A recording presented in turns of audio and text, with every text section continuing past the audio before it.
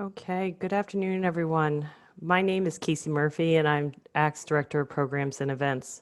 I want to thank you for joining us today for ACT's Telework webinar entitled, Is Your Organization Prepared to Telework in a Time of Crisis?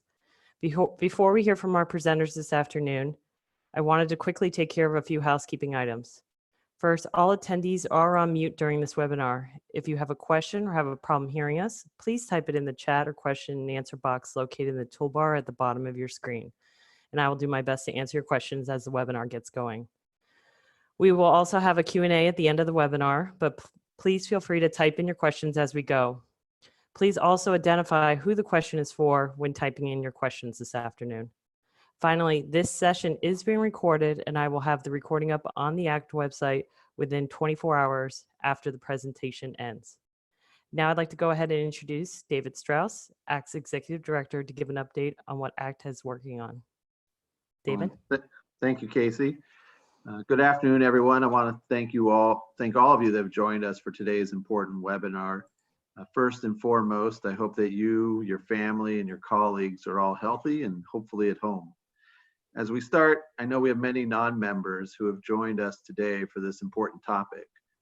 Please take a moment right now to let us know if you are a member of ACT or not.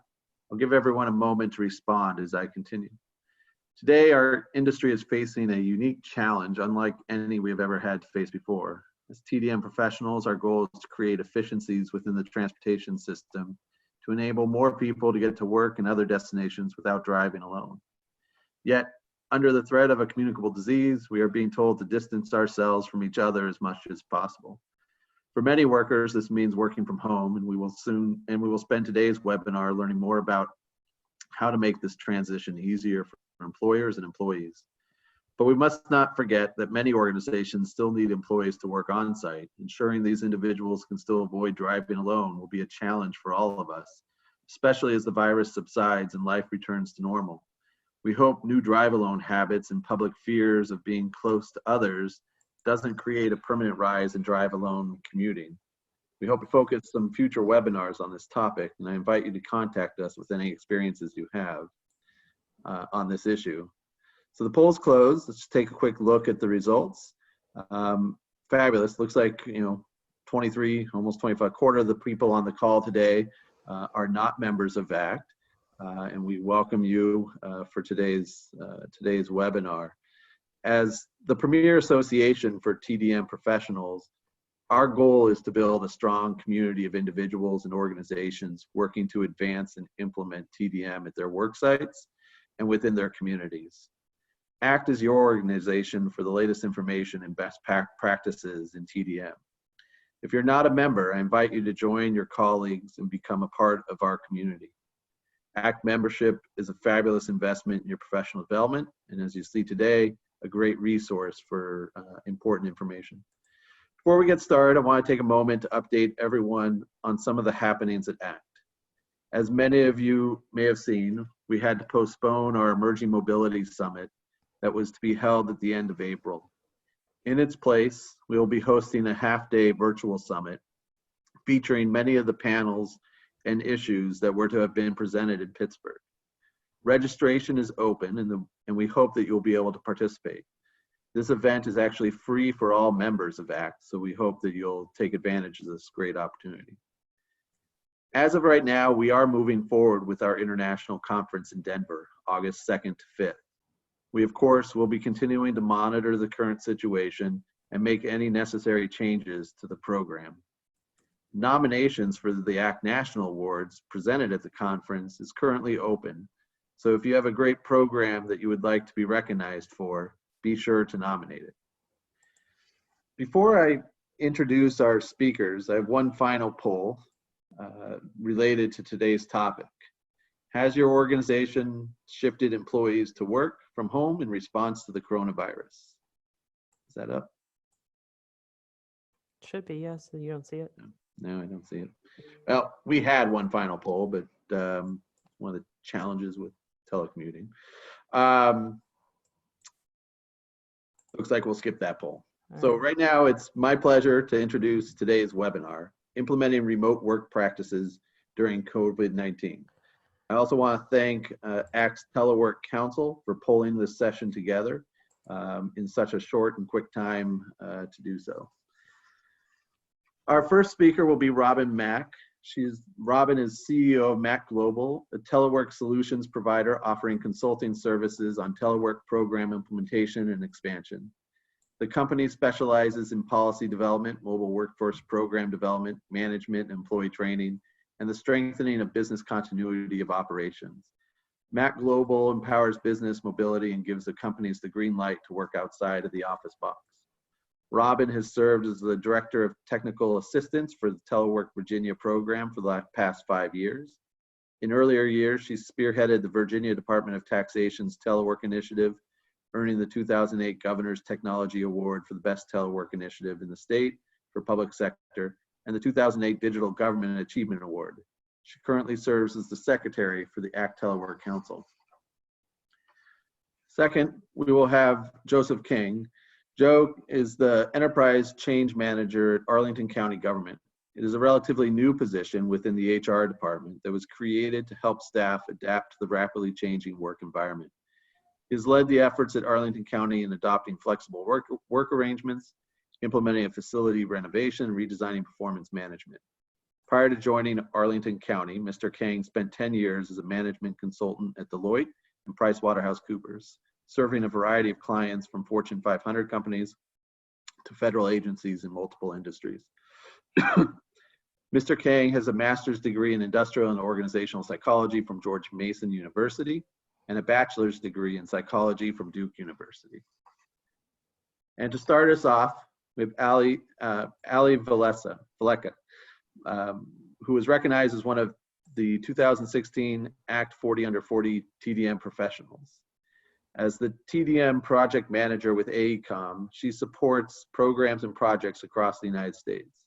She currently supports the employer outreach efforts for the commuter crews of Baton Rouge and conducts special projects and research for multiple other TDM efforts.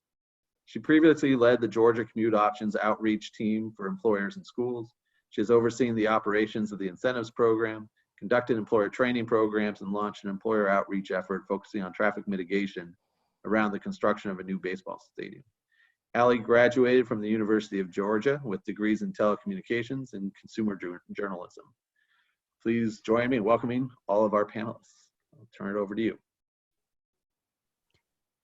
Thanks, David and Casey, for those introductions. I am going to pop my slides up real fast and we'll get started. There you go. Perfect. As mentioned, I am the vice chair for the ACT Telework Council. And so this is kind of an interesting time here. We had originally planned for the council to have a meeting around this time where we might be talking about how we're promoting telework in our different markets and where we're seeing successes and challenges there. And it's pretty interesting that we don't necessarily need to talk about that now because we have our own telework promotion that's been dumped in all of our laps and have a really interesting an opportunity to think about how we telework and how we can prepare our businesses better to telework and our clients better to telework and everything telework. So again, I'm the vice chair of the Telework Council, and you'll hear from Robin later, who is our secretary of the council, and then Elham Shirazi, our chair, will potentially be on later for the Q&A. I just wanted to say, again, thank you to ACT for this opportunity as well. So here we are. What do we know about what's going on? For one, you have likely seen this picture a bunch. You're probably decreasing the amount of time that you're spending out of your house when possible. You're probably wondering if you're going to be able to get enough toilet paper. You're seeing lots of crazy memes on Facebook, and we're all experiencing something that we haven't ever experienced before. And I think personally, something experiencing is telework is looking different now than it ever has before. I'm in my home 5 days a week. My husband is in my home 5 days a week. My kids are in my home 5 days a week. And even if we step outside, there's people everywhere because everybody is at home with a large focus on trying to stay productive and keep things going for those of us who can. Obviously, not everybody has that opportunity, but a lot of us do. And so what I'm hoping to do today is share with you a little bit of the perspective of what a global organization is doing like AECOM to support its employees in staying productive. So if you are familiar or not familiar, we're a Fortune 500 company. We've got about 56,000 employees worldwide. And as a part of our response to what's happening in the world, we already had a lot in place for employees to be successful with telework. So included in our handbook are policies and general guidelines for supporting telecommuting and flexible schedules. And along with that really comes the empowerment of managers to set up those arrangements in a way that make the most sense for their business and for what they're doing.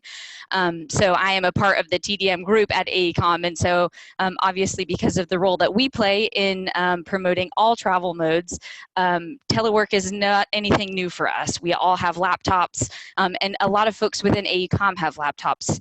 There are positions like our receptionists who likely have desktops and things like that, but for the most part, a lot of our workplaces are already set up to support remote work, which I think has made our response to all of this so much easier. In terms of our global response team, I think, larger companies and organizations likely have some sort of business continuity, business resilience planning, but I think this is the first time we're all starting to really see what that looks like in action.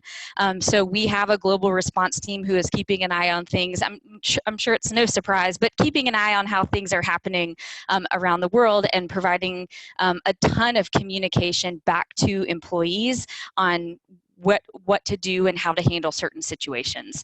So I will say, for one, we have a special page on our intranet that's updated more than daily. I would assume probably every couple of hours.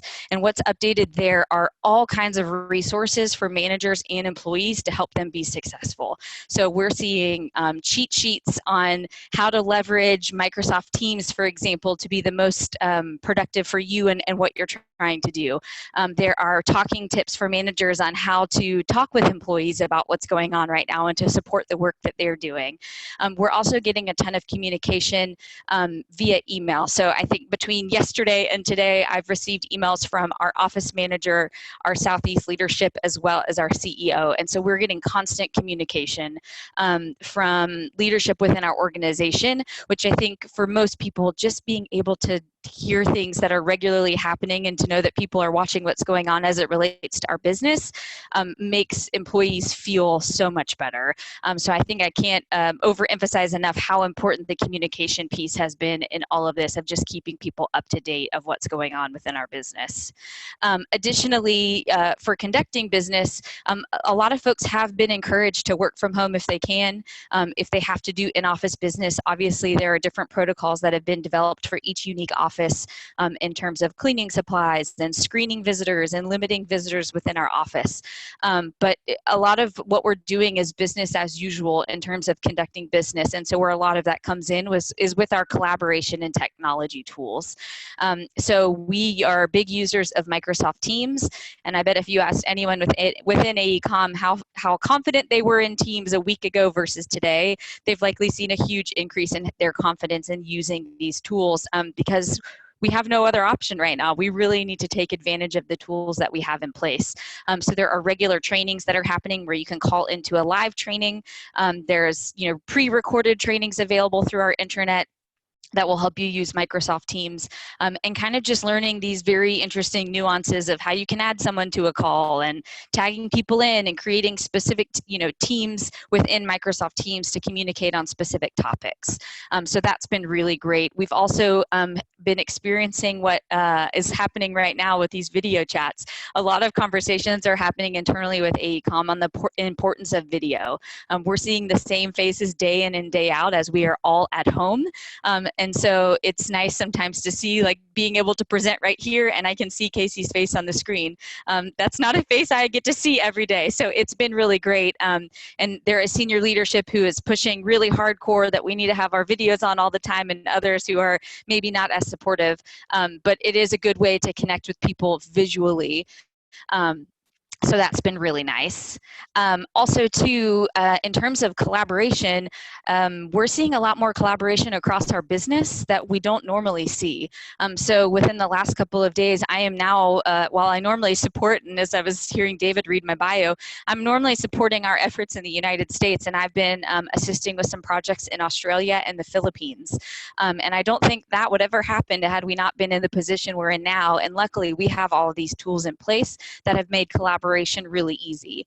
So it's, kind of one of those unexpected, really positive outcomes of what's been happening is I think overall we will tend to see a larger collaboration across our business with using these tools and being able to share information. And then I think technology, technology kind of goes into the flexibility piece. Our technology is changing regularly. So I know that there are groups of people within AECOM who are looking at bandwidth and what can we do, remote desktops, do we have those in place? Can we change why we need to use the VPN or what the VPN allows us to access on and off? And so a lot of those changes are happening daily in terms of understanding that a lot of people have been sent home. Our bandwidth issues in the office are not an issue, it's our bandwidth issues at home. And people at home are experiencing their own technology challenges as well. So, luckily, my husband works from home full time, so he's always in the house. So we don't have any bandwidth issues currently. But I would imagine if you don't normally have everybody in your home now, now you're experiencing two people trying to work. You may have kids online doing digital learning, streaming videos, playing video games, and so you're experiencing your own challenges. And so I will say there's a lot that goes into the technology piece for how our business is responding, and it's rapidly changing. There was definitely timelines that I had seen regarding some technology enhancements at AECOM that have been drastically shortened, and projects are being piloted and tested this week when that was never the plan. And so I think being able to really be flexible and adapting to what's going on is making our response and being able to be business as usual as much as possible, really possible for our organization. The flexibility piece, I think anyone who is experiencing life right now being very different and working from home full time, being able to just be flexible. I think the fact that our telework policy at AECOM is really empowered through managers allows for that real flexibility in our work hours, in when we're getting things done and how we're getting things done. And so recognizing that a typical 8 to 5 may not be possible in your household currently, but that you may be interested in waking up early and getting a couple hours in before the house wakes up, or getting work done as kids go to sleep, after kids go to sleep at night, and handling things the way that makes the most sense for you and your business. I think we're seeing a lot of that happening, and I think it's not just within our business too, it's with our clients and with the organizations and partners that we work with and we support day in and day out. We are all getting a really good lesson in being flexible and keeping productivity as high as we can. So I kind of would think through a lot of this in the lens of what AECOM is doing, but I also kind of was thinking too, in terms of our audience on this webinar today, you're likely potentially attending because you're thinking about what can you as your organization do, and or maybe you work for a program that is supporting commuter transportation and you're thinking, how do you support the businesses in your area? So I think, the biggest thing we can do is a lot of us may have telework policies or guidelines in place, but when it comes to business continuity, those may look a little bit different when you're in these situations, and being realistic there, I think makes a lot of sense. So especially when it comes to the flexibility, those work hours, your expectations, and maybe how you're doing work. Delegating work to people who are able to get things done in the time that you need, and changing that based on everybody's availability, I think is something that's happening a lot. I think the give and receive support goes a long way. I think people maybe have sent home and have nobody in the house. I know right now sometimes I feel like I want to pull my hair out because there's a lot going on in my house, but there may be people who are really feeling those feelings of isolation and being alone, and so being able to provide support within your teams, talk to managers and your peers, and finding out what people need. Sometimes it's just somebody who can listen to you vent for 5 or 10 minutes about what is working or what isn't working can really go a long way, I think, in these times. Communicating often in, like I said, being able to, through Teams or any sort of chat function, just being able to check in with people. Hey, how you doing? You hanging in there? We've got folks who are posting, hey, I took a 10-minute break and here's what I did. Being able to share pictures of people kind of getting out of their office space and doing something different have also been nice and a nice break. And I think taking breaks is a big thing too. If you're not used to being in your house all the time, feeling stir crazy, giving yourself that opportunity to get either out of your office or out of your house, into the backyard, take a walk down the street, or even just go into another room and do something different, just like you would do if you were in the office, right? If you're getting tired and need a break from your desk, you're going to get up and walk to the break room, or you're going to take a lap around the building. You'll do something like that to give yourselves those mental breaks. And I think those are really important right now. From the lens of supporting employers in your area, I think understanding the business needs will be a big thing. What everybody needs right now is very different. The needs of AECOM are different than the needs of ACT as an organization. And so understanding what those businesses need and being able to tailor your services, your materials, and how you're talking about telework and continuing business. And then I think the other piece here is thinking really long term too. I think there's a lot of things that AECOM has learned through the last couple of weeks on how we look at business long term, in terms of our bandwidth, in terms of our VPN access. And there's a lot of things that go into how this may look, and not just in the next 4, 8, 12 weeks, but really for years to come in terms of how we telework. And so I kind of leave it here with just a question that we've been having a lot internally is, how does what's happening to us today change the approach to telework? I live in Atlanta, and so I've experienced our snowpocalypse of 2014 that shut down our city. And usually what we see just a shutdown for a couple of days, and then once everything melts, the city comes back to life. And we had a bridge collapse in 2017, and we saw this mass rush of, let's do some short-term telework, let's get people on transit. But once that bridge was prepared, it kind of went back to business as usual. We didn't see this remaining transit ridership at these high levels that we had seen when the bridge collapsed. And so I think what we're experiencing here is very different, and I think can really change telework in the future. Telework is the most common mode to get to work other than driving alone now and surpass transit. What does that look like for years to come? And I think ACT and the Telework Council, I think we all can play a really big part in how we're talking about telework and what we're focusing on. I think there may be a lot of discussion about that at the end of this, but it's a lot. I think everybody's going through figuring out the best way to handle things for your business and for your household. And I think just remaining, communicating as much as possible, and keeping the norm and the routine as best you can is the best thing that we can all do. And I think from there, I'll pass it over to Joe. Thank you, Allie. Thank you. We really appreciate that. Great job. And now I'm going to go ahead and introduce Joe Kang. He is the Enterprise Change Manager with Arlington County. Joe? Thank you, Casey. Thank you all for your time today. I'm going to give a little overview of what we've done at Arlington County in terms of flexible work arrangements, which a large part of is telework, and then just go through some of the historical milestones we've hit to evolve to where we are today, and also talk at the very end about what we've done in response to COVID-19. Next slide, please. All right. So the Flexible Work Arrangements Program at Arlington County Government includes telework. It also includes compressed work schedules, which I'm sure you guys are all very familiar with 980s and 440s.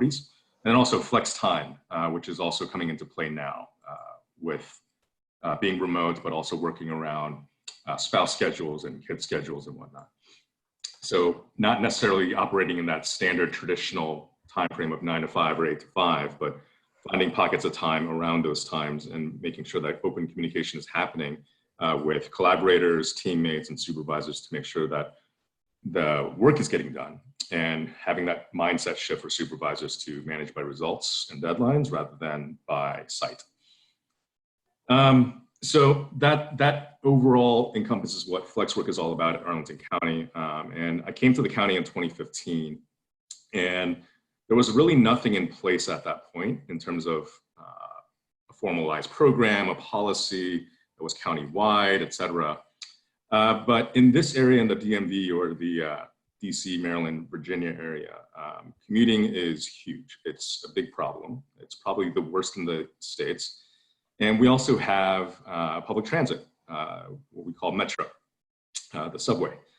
And in 2016, that Metro was experiencing a lot of problems, and there needed to be lots of repairs, and it affected millions of customers.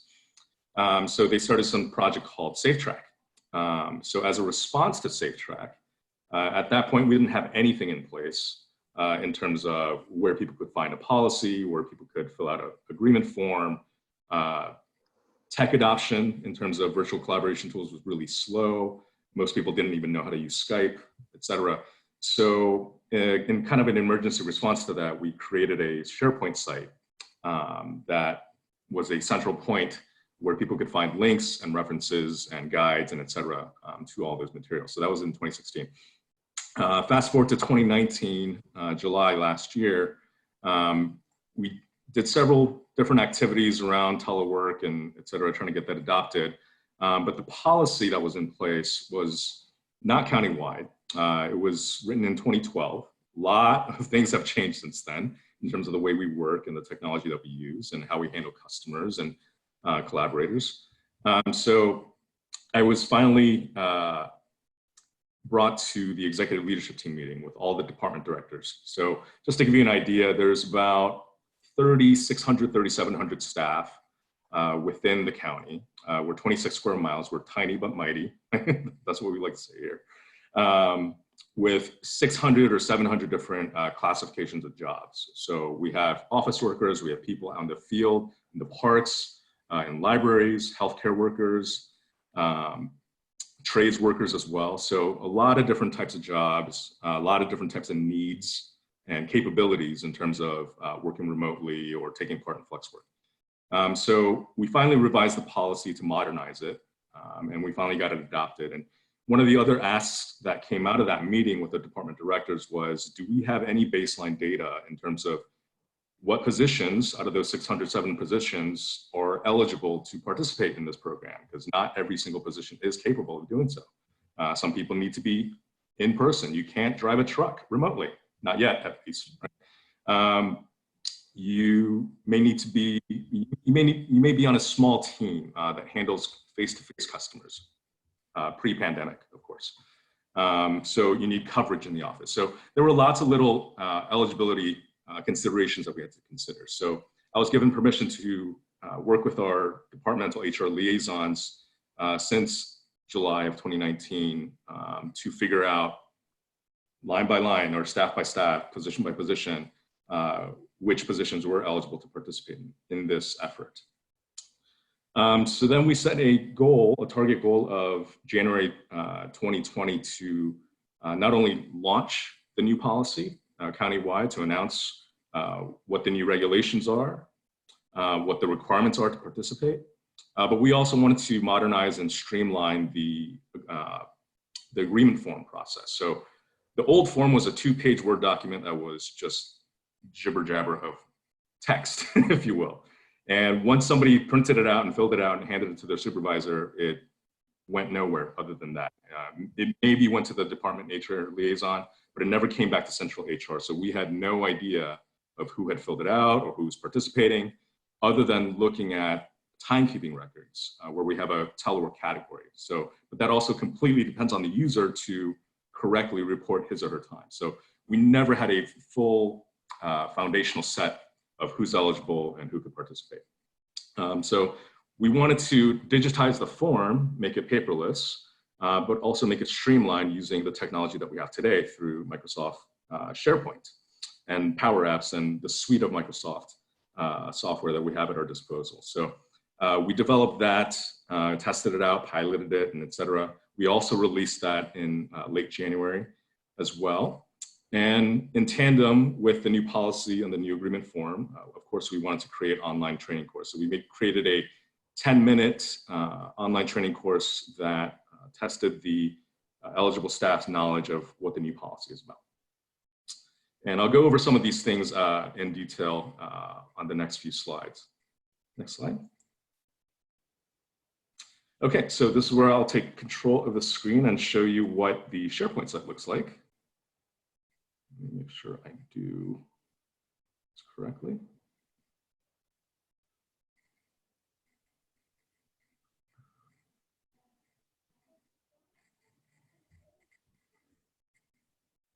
You got it, Joe. Okay. I'm Yep. assuming everybody can see my screen now? Yes, we can. Awesome. So this is the SharePoint site for the Flexible Work Program.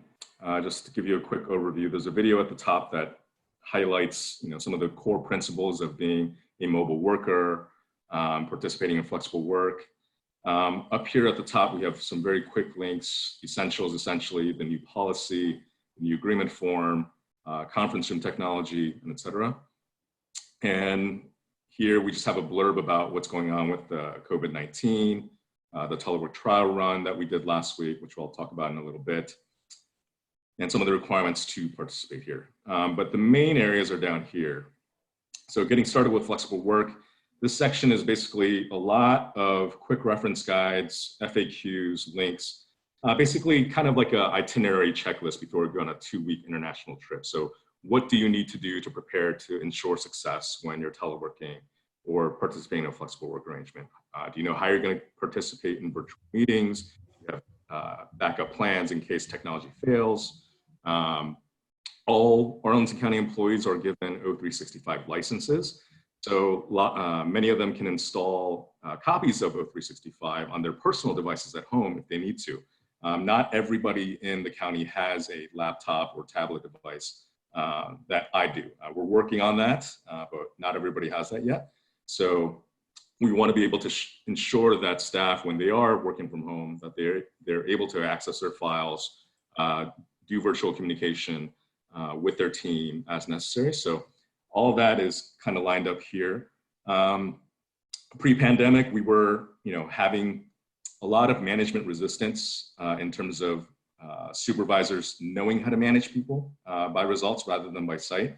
So we did a little pilot where we interviewed staff and management that had piloted telework and flexible work. So we recorded those video interviews and placed them on here as well so that they could see how those folks went about making their case, the ups and downs that they might have experienced and how they overcame that. And, from a manager perspective, did performance drop or go up? How did it change? And of course, most importantly, how did it impact their personal lives as well?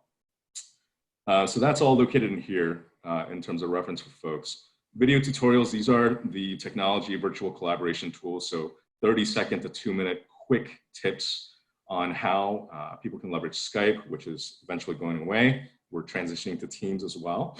OneDrive, how to access the Telework portal, et cetera. And then down here we have upcoming trainings. So we recently had Robin Mack, one of the other panelists today, come by and give us Telework training for 2 weeks to different staff groups and managers, which was really well received. And then lastly, we just have some technology resources here that people can access if they have more specific questions about technology. Next, I'll go over the application that we developed. I'll just refresh that here really quickly. So basically, if somebody comes here and they click this agreement form, that link right there, this is the landing page that will open up here. So this is the SharePoint Power Apps based form that we created. So I worked directly with our technology services team for a few months to test this, get this right, get the look right. But basically, once they come here, they can request a new FlexWork form here. Supervisors have their own view. So this is where they would go in and see their queue of requests that have come in directly from their staff. So because this is done through SharePoint, it's all tied to our Active Directory. So basically your Arlington VA email address, it's smart enough to know who to route all the requests to and the approvals and all that too. Our liaisons have their own special view. So this is where they can go in and see their dashboard of departmental metrics of who submitted what the status is and on a specific agreement. from this particular requester or for this particular supervisor. And then me as the admin, I can report out on a county-wide view, which I'll show you in a little bit. On the right-hand side, we just basically have links to the instructions, step-by-step, review process of what happens, and general FAQ about the FlexWork request. So what I'd like to do now is just to give you a quick look at what the form looks like. If I go in here,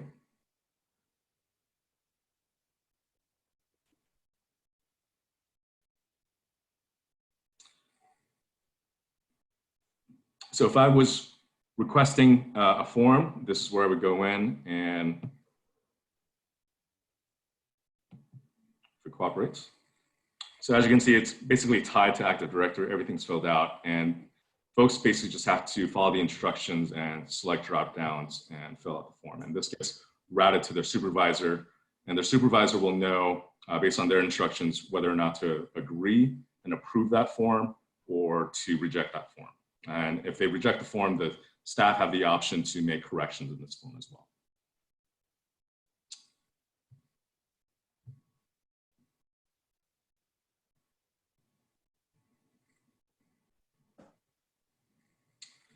And then lastly, this is the Power BI dashboard. So because everything is tied to SharePoint, we're able to pull data that's been entered into all of these forms. So we have a snapshot of how we're doing currently in terms of the number of requests that have been approved department by department.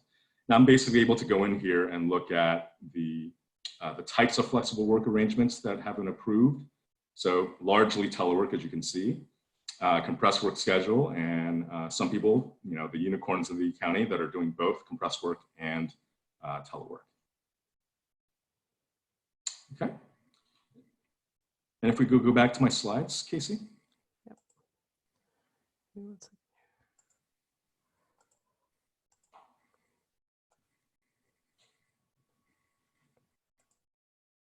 Good, Joe. Go down to the second to last slide, past all these demos. There we go. So this slide is just a summary of all the different activities that we've done so far. A lot of these I talked about in my demonstration, but we've definitely done other social awareness campaigns to build on the SharePoint site, Safe Track, you know, the snowpocalypse that we had here in 2016 as well. We've also partnered up with DTS, our technology services team, to hold kind of like, you know, this Apple Genius bars where people bring their devices to get help. So because we're kind of behind the ball in terms of getting county mobile devices out to county staff, we've held these telework cafes where people can bring their own personal devices and get help in terms of connecting to the county network, teaching them how to connect to OneDrive and use Skype and et cetera. Next slide. So in response to the pandemic, last week our county manager announced a telework trial run that started last Wednesday to Friday. Along with that, you know, we've sent out daily, if not multiple times per day, communications on what to expect, what to do when you're teleworking, all the resources and links that you guys have seen in this presentation in terms of how to go about communicating with your staff, how to do virtual meetings successfully, but also for those people that fall into those emergency response positions or those positions that are not normally eligible to telework, what to do in those type of situations. So we've given guidance to supervisors on how to handle that as well. In terms of the adoption of the agreement form and whatnot, we've seen a huge spike in terms of response. So pre-pandemic, we were maybe at about 400, 450 approved agreement forms before this telework trial run was announced. And since then, we have gotten up to almost about 800 or so far. But we're continuing to pump out communications with these resources. I'm continuing to work with our technology services team to push out communications and trainings, virtual trainings around Teams, around Jabber as well. a lot of our county staff don't have their own county mobile device or mobile phone.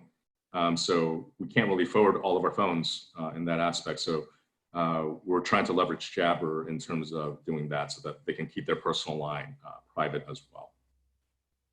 And that's all I have for today. Awesome. Thank you, Joe. That was wonderful. Really appreciate it. And again, if anyone has any questions, as we continue here with Robin next, please type it in the Q&A box located at the bottom of your screen. And then now, without further ado, I'd like to go ahead and introduce Robin Mack, CEO of Mack Global, LLC. Thank you, Casey.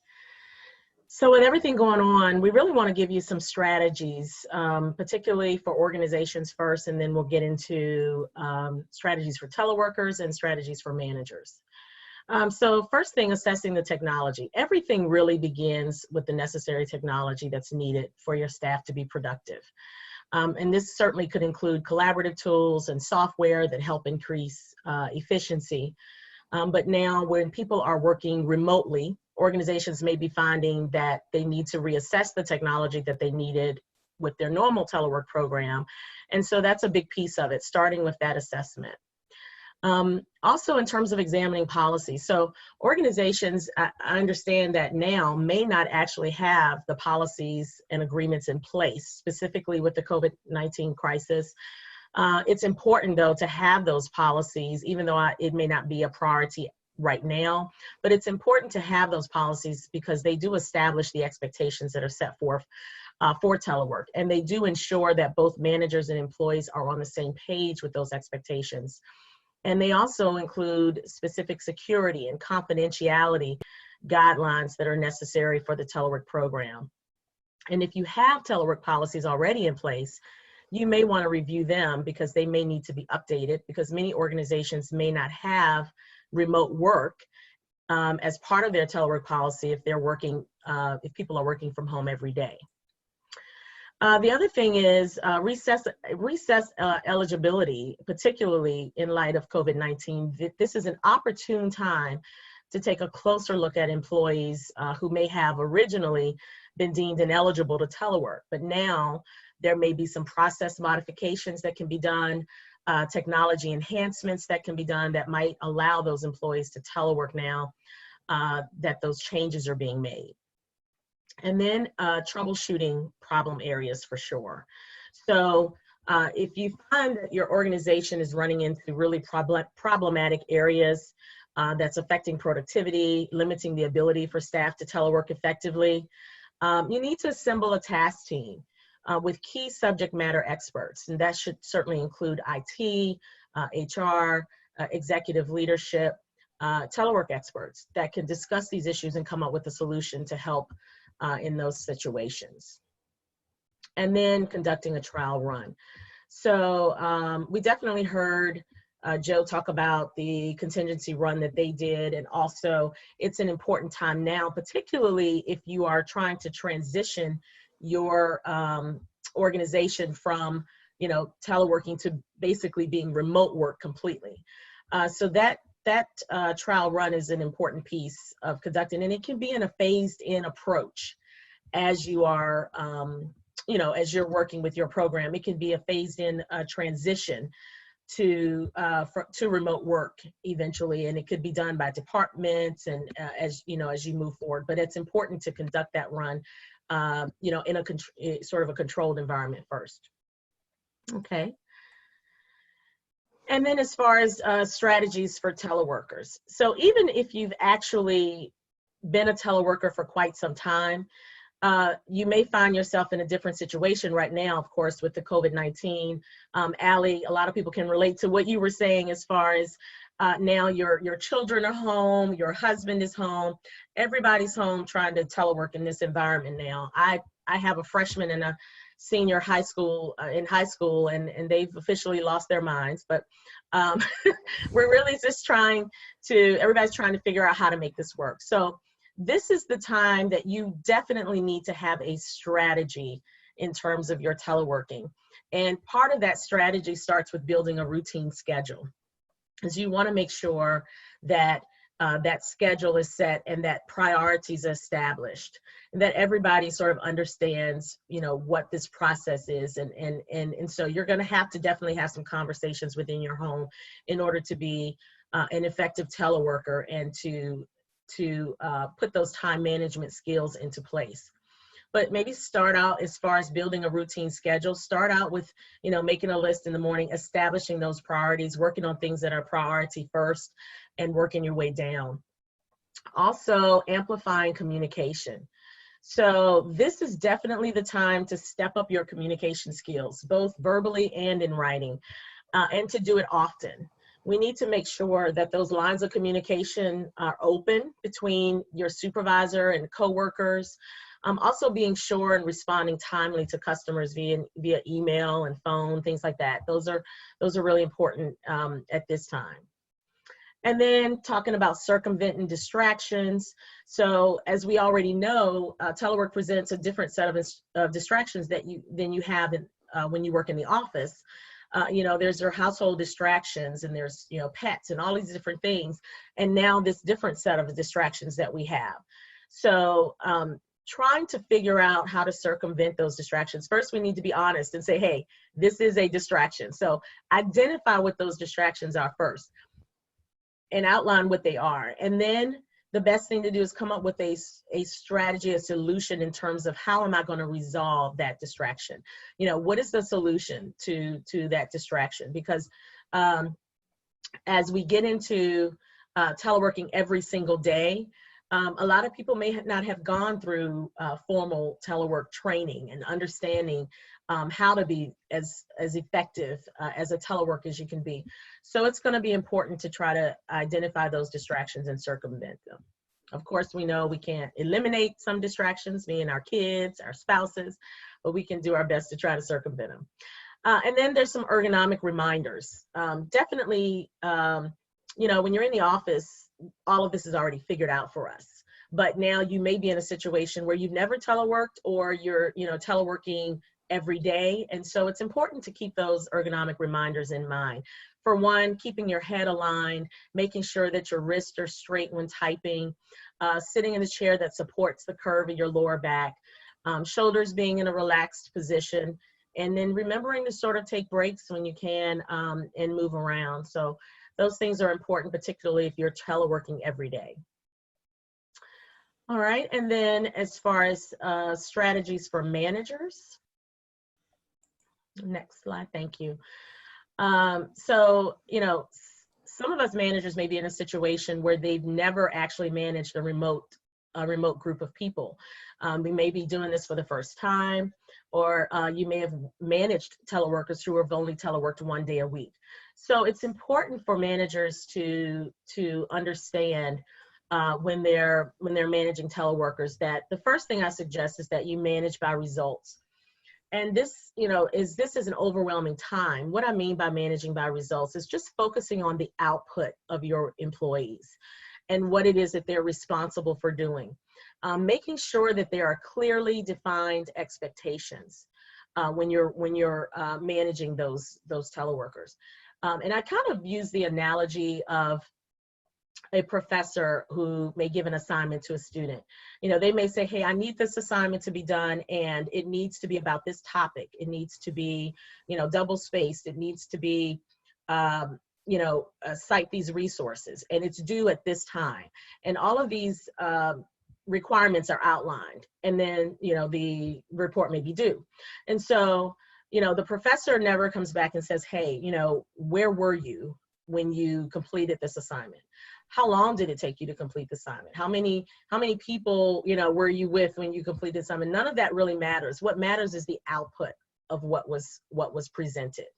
You know, did they follow directions? Was it done in a timely manner?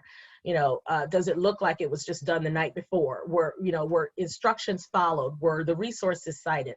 All of these expectations that were set forth initially, that's what the professor is looking for to determine if this is a good output. And so as we relate that to the work that our employees do, we want to focus on the output. We want to focus on making sure that the work is done in a timely manner, in a quality manner, and And, and that may be difficult to transition to doing if you've never managed teleworkers. But the number one question that people ask me all the time is, how do I know people are working? And so this managing by results process is a process that definitely works. It's a matter of figuring out how to set those clearly defined expectations and then manage to those expectations of the work output. The other thing I want to do is encourage team collaboration, particularly right now.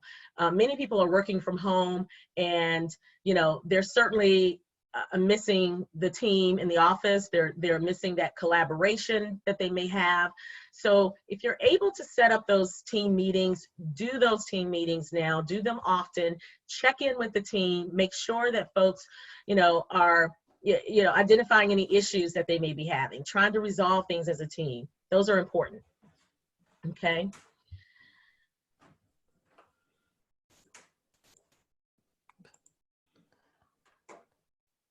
Thank you, Robin. I appreciate it. Really great job. Thank you.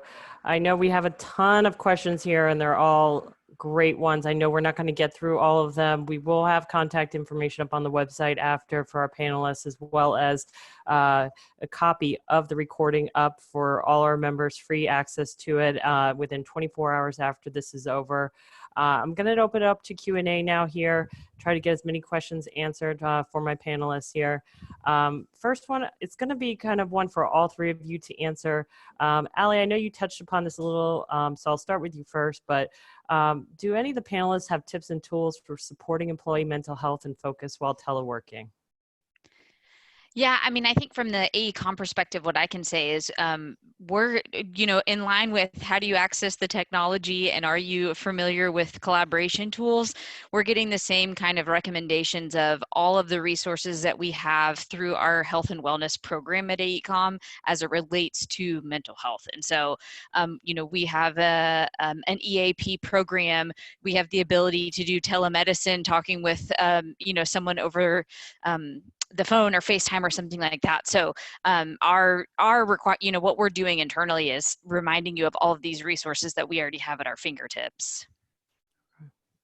Okay. I just want to add, I think one of the things that's important to do is to definitely join or identify a support network. If this is something that, you're certainly dealing with, have a support network in mind, and then certainly try to diversify interests. As you telework on a daily basis, you have a set time that you should telework, but certainly at some point put that work aside. Focus on other interests that are important to you. Jody, anything to add? Yeah, I'd echo what the other two panelists have said. Our health and wellness team have sent out daily emails with virtual exercises that they can do with our team. I've also seen lots of teams have group chats on MS Teams where they're just interacting with each other, just taking a break so that they can, kind of like practice that 20-20-20 rule where they 20 minutes on the screen, 20 minutes, and then do something else. So just periodic breaks like that has been good for staff here. Okay, excellent. This next question, I think, all of you could answer. Robin, I'll start with you here a little bit. I thought it was interesting question. What is the difference between telework and remote work and flexible work options? What do you recommend calling it? Okay. So a telework usually is associated with people who work at telework in some capacity. For example, 1 day a week, 2 days a week. Remote work is usually associated with people who work from home full time. And, flex options is sort of in between there, working the, 10-hour days, any type of flexible work type of option. So for the most part, we are all referring to this telework umbrella currently. But, distinguishing telework and remote work, sort of when we're talking about remote work, we're really just talking about people who are working from home on a full-time basis. Okay. Joe, this next question is for you. Are employees using personal computers at Arlington? If so, how are you protecting access to your data from phishing and cyber attacks? That's a very good question. Some are definitely using personal computers if they weren't given a county mobile device, like I have been. I couldn't tell you the number of that, unfortunately. I would have to ask our technology services team for their asset management numbers. In terms of protecting data, if they are using their personal devices, then they are having to log into our county network, either through multi-factor authentication, and they're also probably using OneDrive and Sharepoint as well, are secure for most information types, if you will. Our DTS website has a list of what's appropriate, what's not appropriate for OneDrive, versus Sharepoint, Network Drive, and whatnot. Okay.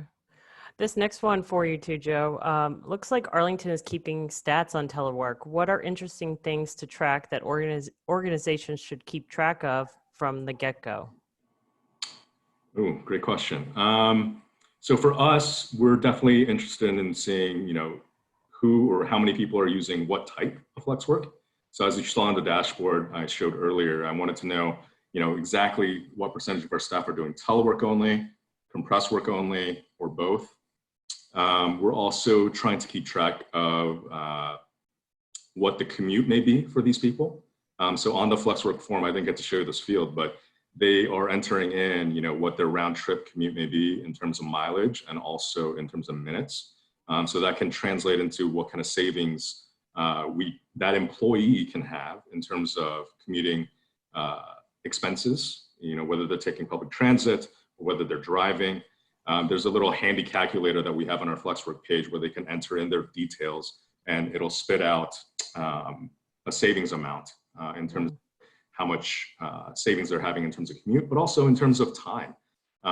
We've seen that, if a teleworker is teleworking once a week, every week for the year, they're getting back essentially, and they have an hour commute, they're getting back 80 hours of their life back just from the commute alone.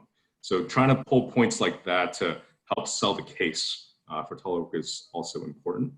And then we're also just seeing, from our dashboard, if there's been management resistance as well. So, I don't want to do this, but yeah, if there's a lot of rejections happening in terms of the requests that come in, then we can identify training opportunities as well.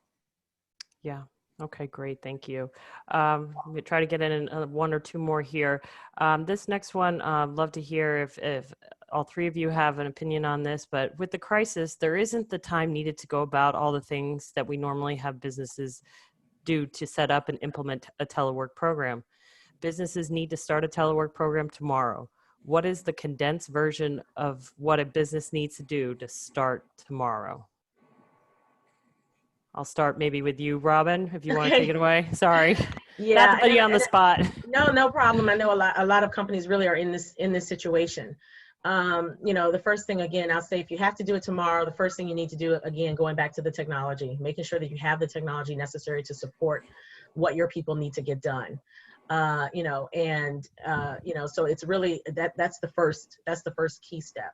And then, once you know what your technology can support, then perhaps you can then determine, are my people going to be able to telework on a full-time basis, or are they going to be able to telework on a part-time basis? And, how will I go about doing that?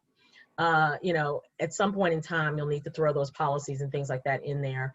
But really, first off the bat, get the technology and get your people moving, and make sure you have some collaborative tools that you can access so that you can, reach out and work with them on a close basis.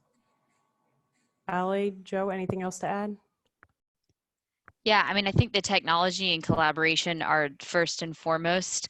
And then from there, it's, teams that are normally, for example, in IT, remote or hosting the Apple bar, like Joe mentioned, they're not fixing equipment on site right now. So they can likely be identifying other resources for your company. Your administrative folks who maybe handle day-to-day interactions with people and moving papers, they may be doing things electronically and may have bandwidth to help research some other tips and tools for your team, or, write some guidelines for a specific team on how to share information and things like that. So I think it's kind of looking at your people too and figuring out who has the bandwidth based on their current situation to support other aspects of the business to make it successful at home. Joe, anything else to add, or? Yeah, I think that, what they've said pretty much covers it. Okay. I guess that last piece is just once you've established the technology piece and the communication pieces, staff and managers to really, and teams as well, is to set the expectations of, what is the communication going to be like? What are, I'm different hours than you. Are we working on a document together? How are we going to manage that and make sure it gets, done on time? So a lot of those performance expectations and communication expectations need to be really clear, because communication is the bedrock of success in terms of doing remote work. I want to thank all three of our panelists today for an excellent presentation. We really appreciate it. We had so many questions, and I realized we did not get through to everyone's questions today.